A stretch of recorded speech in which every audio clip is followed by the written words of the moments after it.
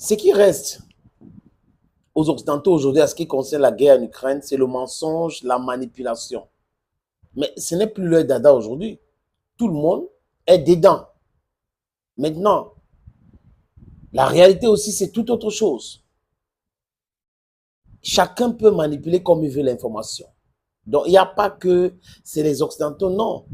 Ils ont brillé par cela et ça les a fait perdre de vue de certaines réalités. Et aujourd'hui, c'est en train de les rattraper. Quand on regarde les médias, les amis, c'est lamentable.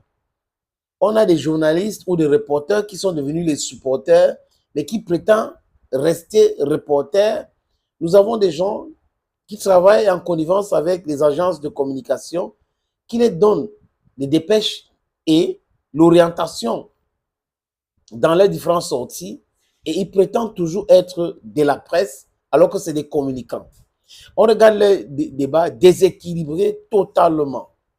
Et pendant ce temps, l'avancement russe est inarrêtable. Hello friends, welcome on this platform.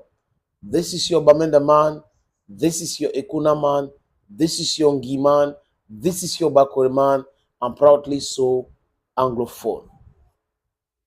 Viktor Orbán, le premier ministre hongrois, qui a la présidence tournante de l'Union européenne aujourd'hui, a décidé d'utiliser sa présidence pour impacter la paix entre la Russie et l'Ukraine.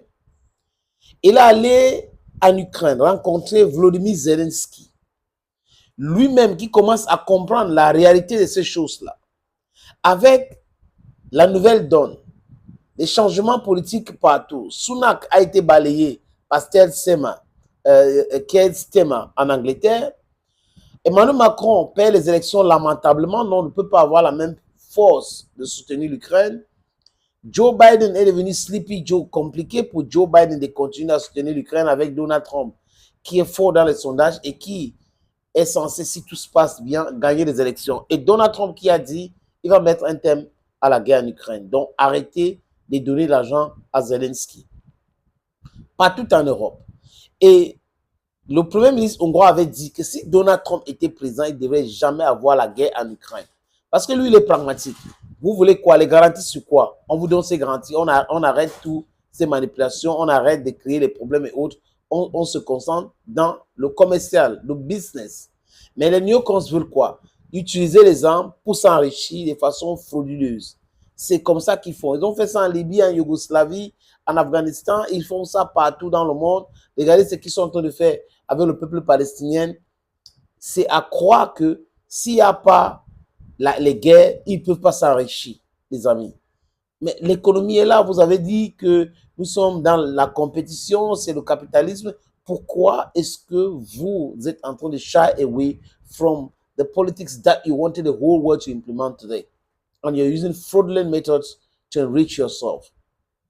Orbán parle de paix. Il arrive à Moscou, il discute avec Vladimir Poutine. Poutine lui dit, dès le départ, voilà ce que j'ai dit. J'ai mis ça sur la table et je reste toujours sur cela. Mais ce qu'il ajoute dans ça, c'est qu'il y a eu la guerre et on a conquis les territoires. On ne peut pas les lâcher. C'est à l'armée ukrainienne de libérer ces différentes zones-là, les alentours, et n'est pas entré dans le temps. Voilà quelqu'un qui reste constant. Il écrit ce qu'il fait. Il fait exactement ce qu'il a écrit. C'est ça la stratégie. Pas des gens qui tergiversent. Tantôt on va faire ceci, tantôt on va faire cela, tantôt... Non.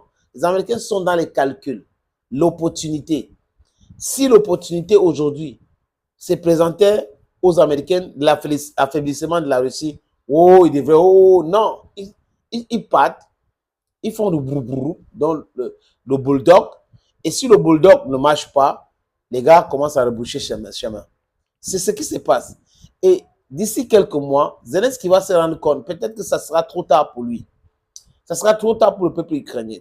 Parce que la démarche actuelle qui est critiquée, attaquée par les Occidentaux, les médias, mainstream, les amis, c'est la seule façon de mettre un thème à la souffrance du peuple ukrainien.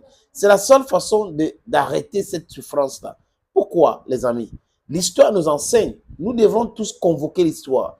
Quand il y a la guerre, ça finit par quoi? Les négociations.